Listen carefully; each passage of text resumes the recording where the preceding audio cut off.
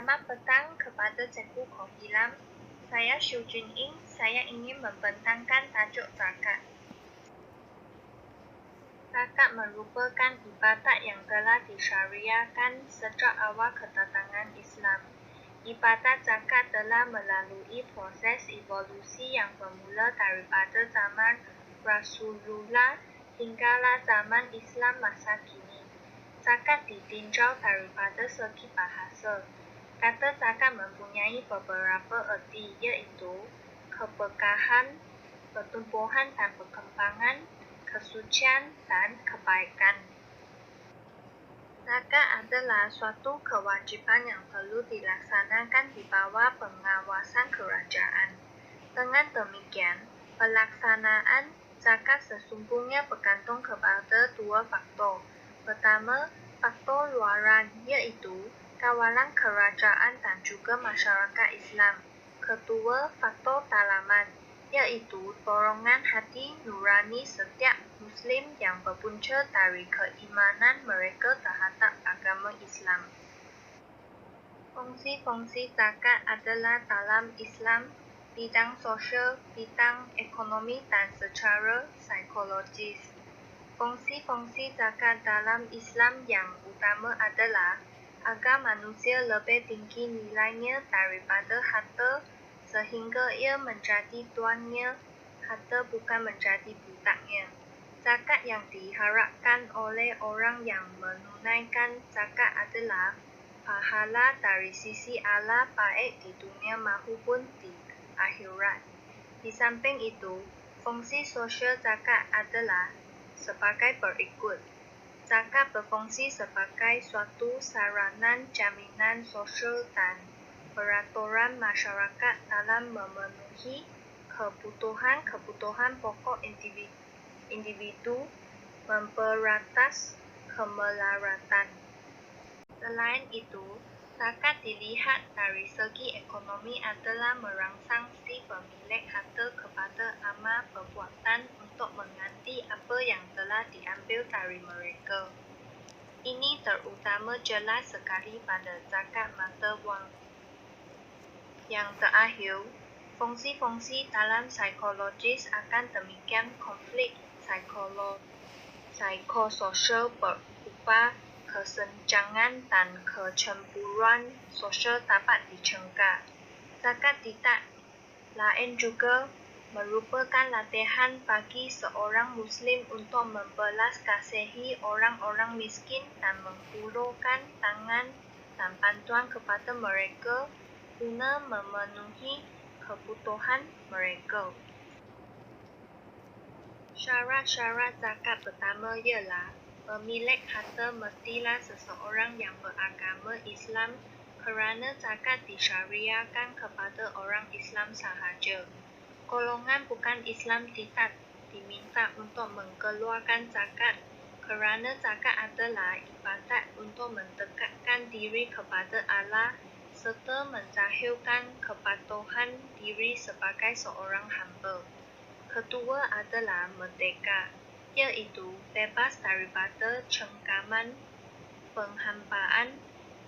Isu hamba tidak timbul pada masa kini, tetapi syarat merdeka masih lagi dikekalkan oleh para uluman sebagai salah satu syarat wajib berzakat. Ketiga adalah cukup nisab, iaitu merujukkan kepada sesuatu harta yang dimiliki hendaklah mencukupi nisab, yakni paras minima yang menentukan sama ada wajib atau tidak sesuatu harta itu dikeluarkan zakat. Umumnya, setiap kategori harta mempunyai kadar nisabnya yang terdirinya. Misalnya, bagi zakat pendapatan, perniagaan, wang simpanan, saham dan emas, nisabnya adalah nilaian 20 miqdar, manakala nisab bagi zakat pertanian adalah 5 waksa. Akhir sekali adalah perkembangan iaitu harta yang akan kenakan zakat mestilah harta yang berkembangan atau berpotensi untuk berkembangan. Sifat berkembang harta adalah sifat yang memberikan pulangan dan pendapatan kepada pemiliknya. Syarat ini diambil daripada nas hadis rusulan yang bermakna tidak ada kewajiban zakat atas seorang Muslim pada hambanya dan tidak pula pada budaknya. Jenis-jenis zakat merangkumi zakat fitrah dan zakat harta. Pertama, zakat fitrah. Ini adalah syarat yang mesti dipatuhi oleh setiap lelaki dan perempuan Muslim dengan syarat-syarat tertentu.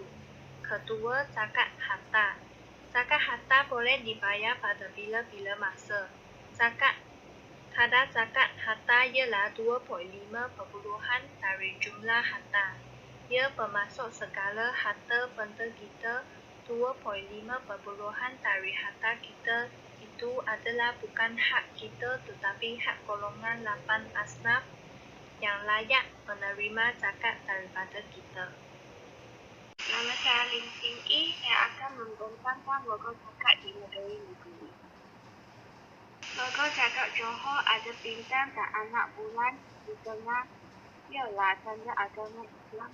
Warna kuning di tengah tanda 2 ekor harimau yang memegang perisai itu mengingatkan kepada binatang-binatang buas yang pada satu masa dahulu merayau-rayau di negeri ini.